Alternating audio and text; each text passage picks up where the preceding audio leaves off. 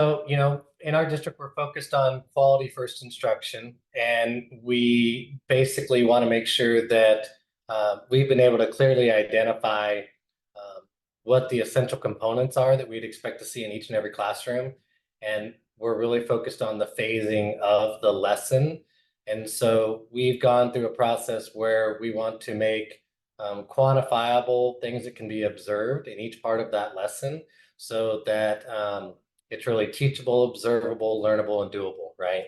And that means that as the practitioner, they are able to do it. And as the observer, you're able to recognize it and then collect information and give feedback on it. So, for us, that's really that street level data because we're wanting to make sure that it's practiced at an individual level.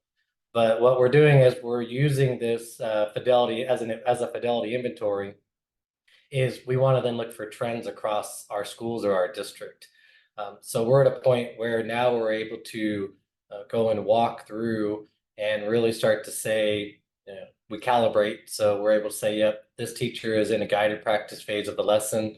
There's specific indicators that we'd expect to see, and then we can collect that data. Really, if we see it, we mark it. If we don't, then we don't.